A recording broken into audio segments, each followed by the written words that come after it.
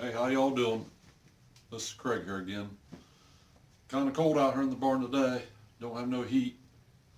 It's probably about 35 degrees.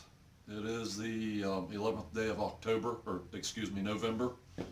We had what they called a polar vortex come through last night.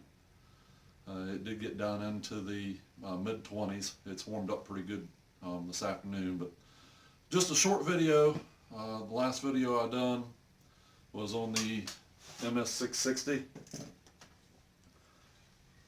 where the cylinder didn't set all the way down onto the crankcase without the piston hitting the top of the cylinder, the inside top of the cylinder. With the piston all the way at top dead center, I had about 250 thousandths, a quarter of an inch gap between the cylinder base and the top of the crankcase. So I did install, excuse me, I did install the stock cylinder. I done very minimal port work on it. It was actually in really decent shape. Just got in and smoothed it up a little bit, so I done. Stock cylinder, stock piston. Did do a base gasket delete build on this saw.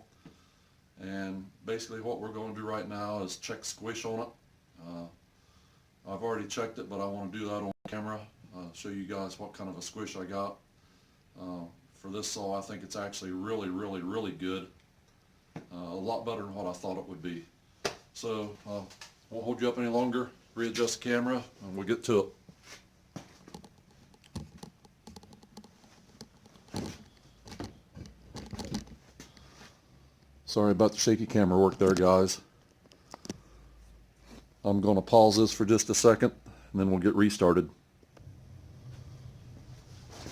Okay, we're back.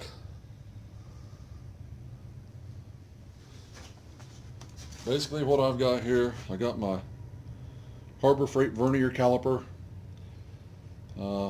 This reads millimeters, inches, and fractions. I believe I give like $10 for this when I bought it.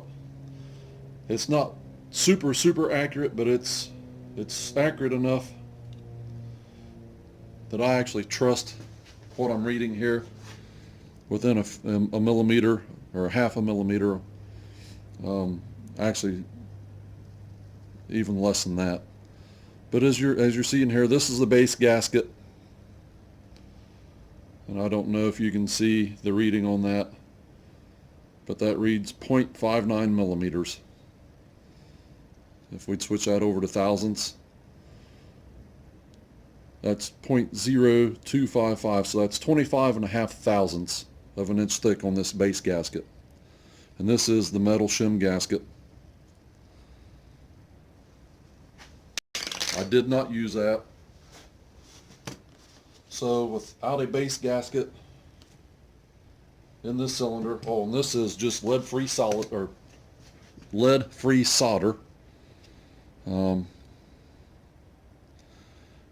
And it reads about 57.5 thousandths.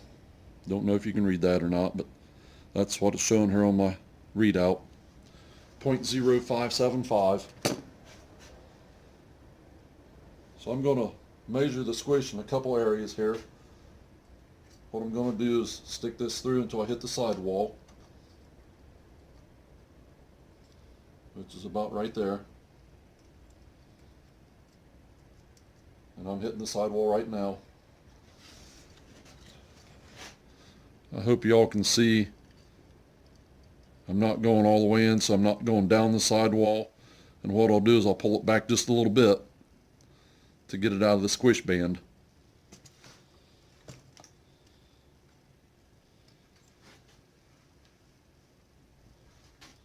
So I'm all the way through right now.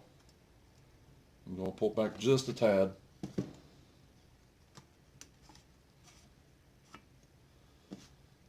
I'm going to rotate the engine over here.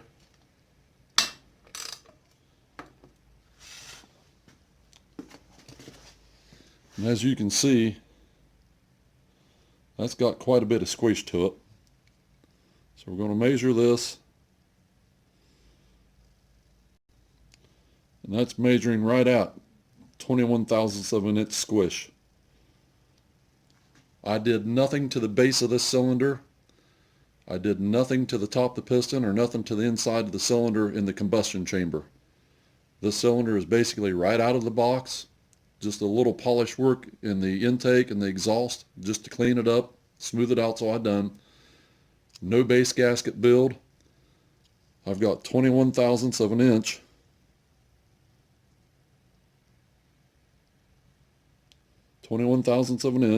Maybe 21 and a half. It's bouncing a little bit.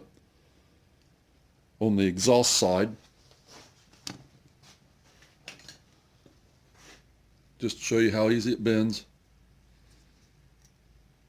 I'll cut that off. Now I'm going to come back on the intake side, just put a little hook in it. Doesn't take a whole lot for the intake side.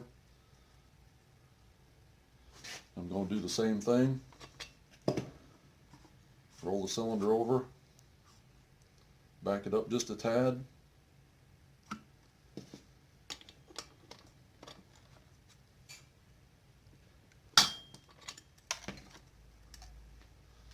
And again, you can see what kind of squish we've got. Measure this. Hope you can see that, but again, right at 21 and a half. That's telling me that the piston front to back is sitting pretty square in the cylinder, and that the inside combustion chamber, the squish ring and everything, is pretty symmetrical. Just want to kind of share that little bit of information with everybody. Hope you enjoyed. I don't know if I'm going to get any more videos in this year if it stays cold. I don't have no heat in my barn, so I don't do a whole lot of work in the wintertime when it's real cold. Warms up, gets up around 45, 50 degrees. I'll come out and do a little bit of work, but I can't stay out here too awful long, especially when it's cold. As you can see, I'm going to try to run a plug in the compression release. With this kind of squish, I don't know if I'll be able to.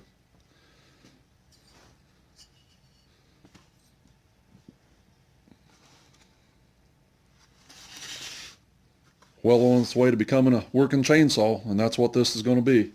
This is going to be a worker. So hope you enjoyed. Y'all take care now. Hopefully I'll see you in the next video.